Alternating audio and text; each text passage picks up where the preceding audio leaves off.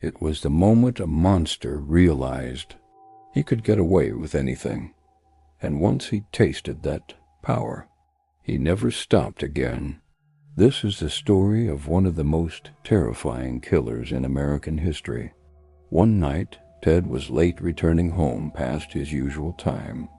While walking through the streets of Seattle in the middle of the night, he broke into a ground-floor apartment where an 18-year-old student named Karen Sparks lived. He took advantage of her being asleep, broke a bed frame, and struck her repeatedly over the head until she lost consciousness. After she passed out, he assaulted her, mutilated her body, and left before dawn. The girl's neighbors discovered what had happened and rushed her to the hospital. She remained in a coma for 10 days. Although she survived, she suffered severe brain damage along with loss of hearing, sight, and memory. No one could identify the attacker because DNA analysis at the time wasn't advanced, and the criminal left no evidence behind. When Ted realized he had gotten away with such a horrific crime, his confidence grew. His arrogance took over him completely. In the early hours of February 1st, he broke into another apartment belonging to a 21-year-old student named Linda Healy.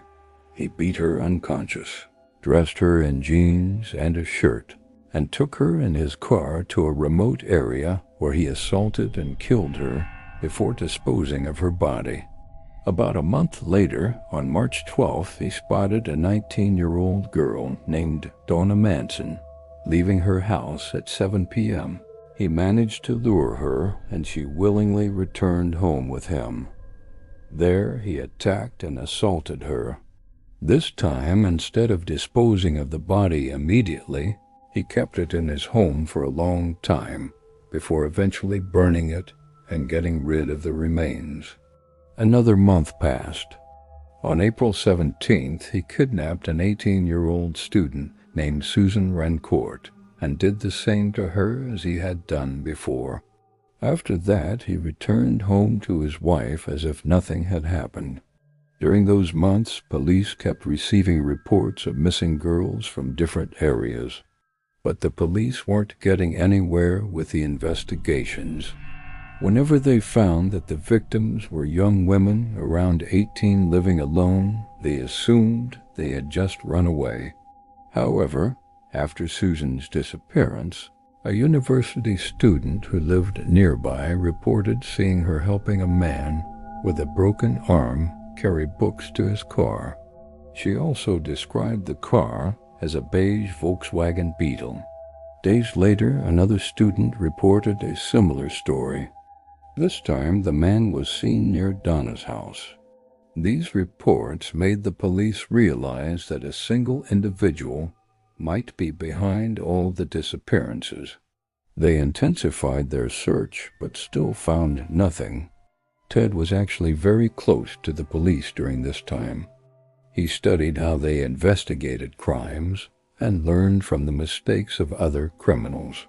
At the same time, he built strong relationships with friends and neighbors who all described him as kind, polite, and trustworthy.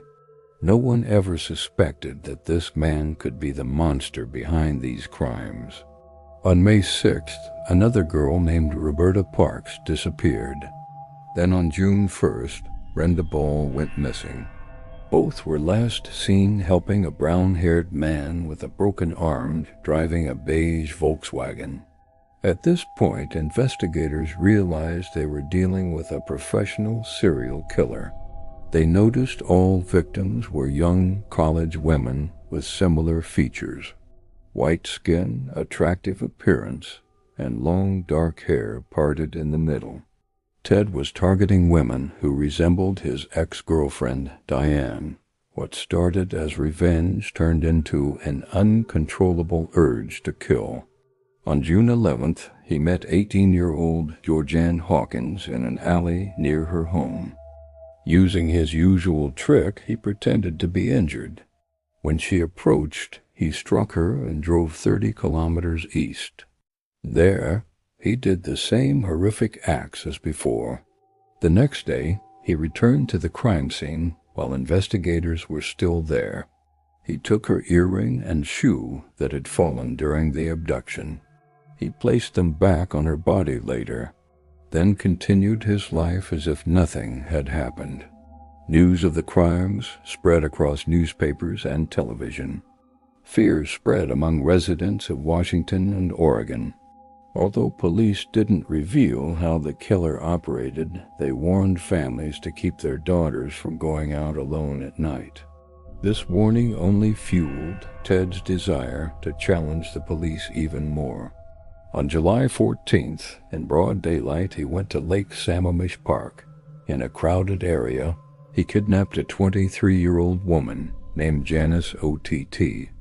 4 hours later, he returned and kidnapped another girl named Denise Naslund.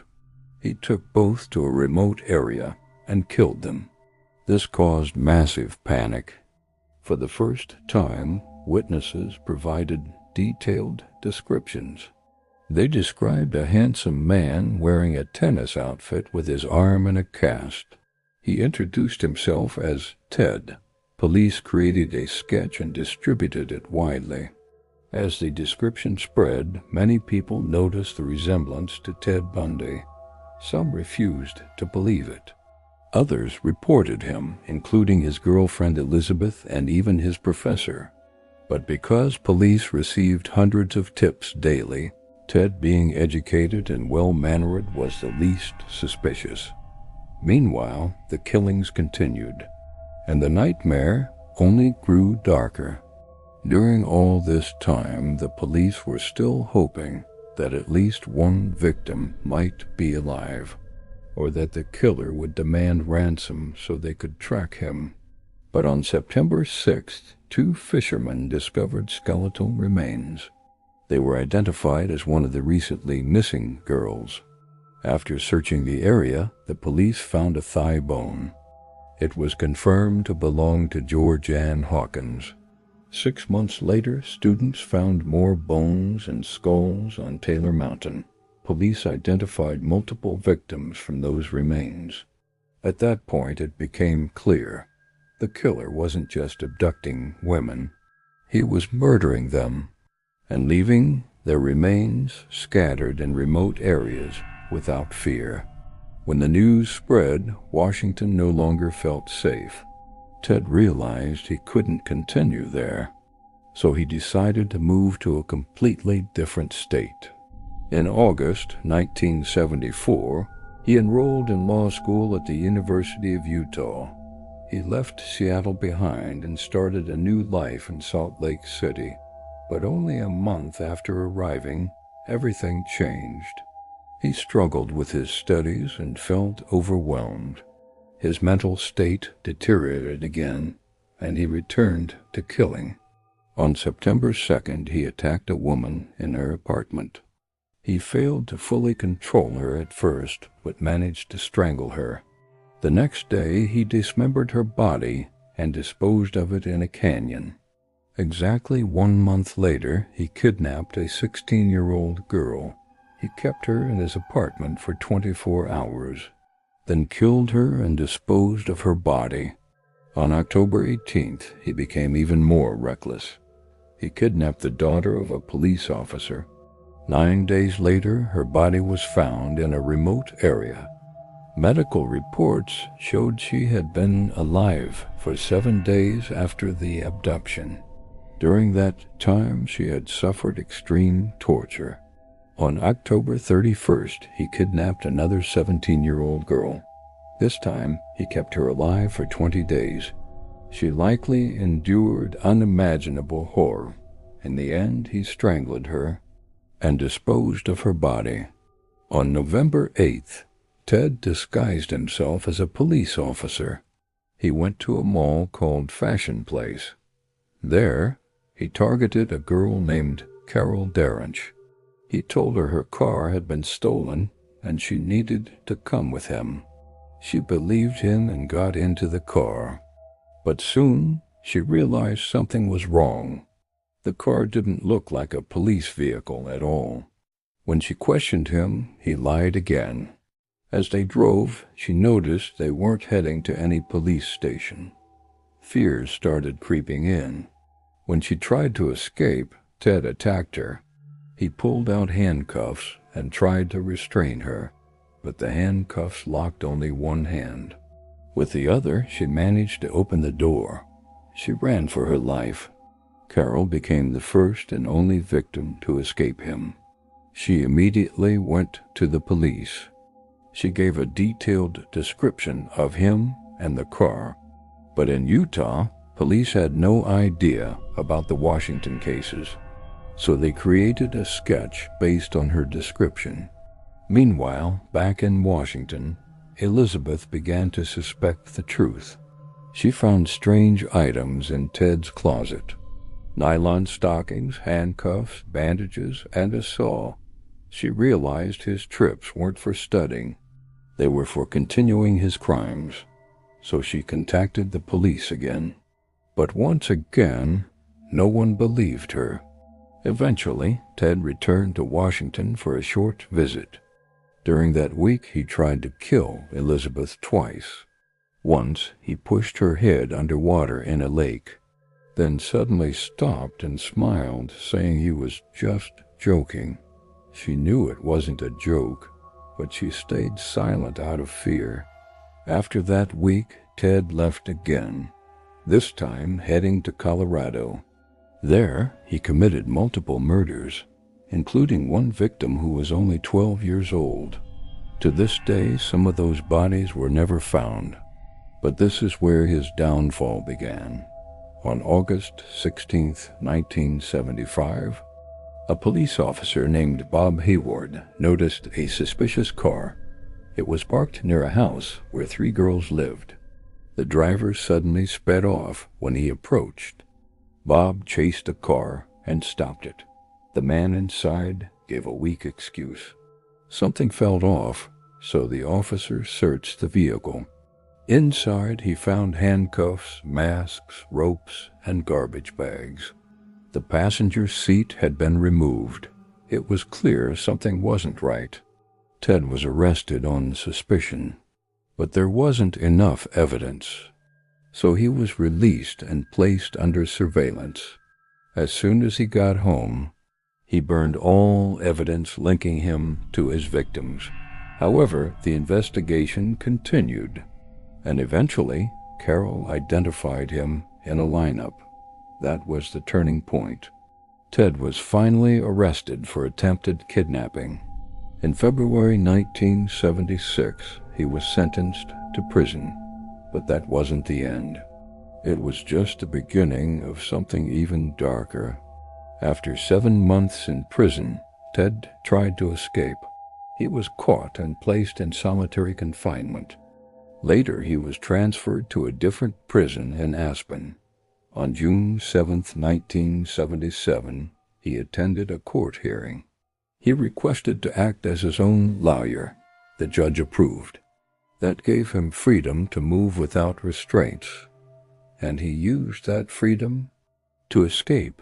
During a break, he asked to go to the library. While inside, he jumped from a second-floor window. He injured his ankle badly, but kept running. He disappeared into the mountains. For days he hid and tried to survive, but eventually he got lost.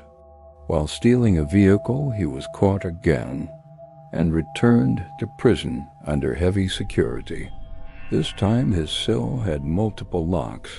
Each lock had a different guard, but Ted was patient, and he was planning something bigger.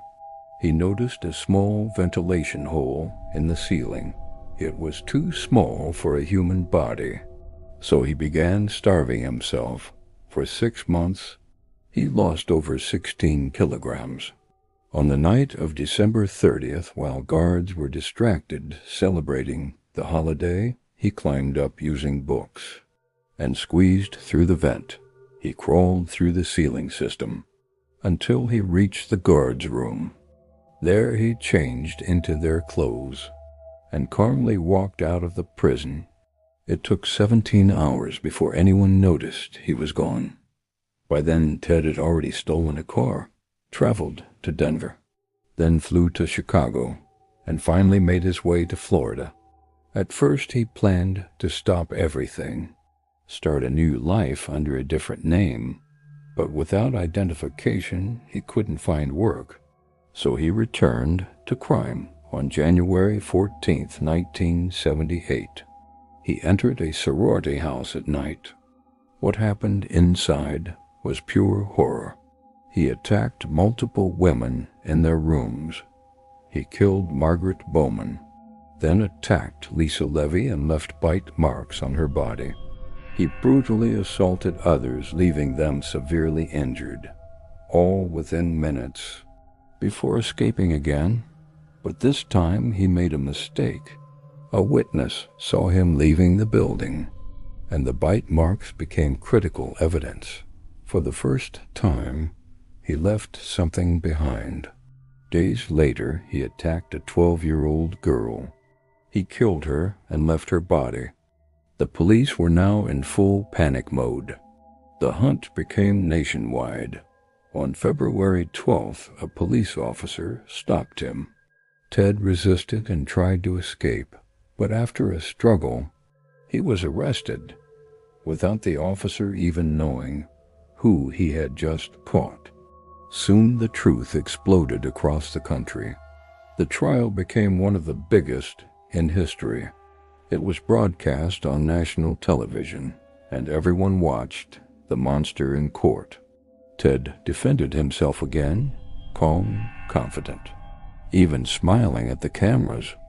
Some women believed he was innocent.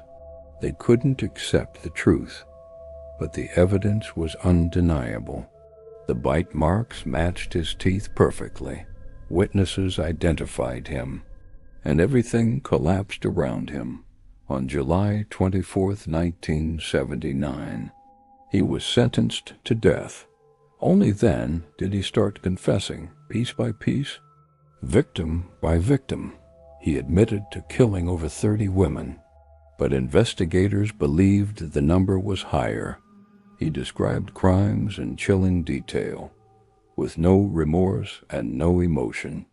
In the end, there was no escape left, no tricks, no lies, no charm. On January 24, 1989, Ted Bundy was executed in the electric chair, and just like that, one of the most terrifying killers in history was gone. But the fear he left behind never truly disappeared.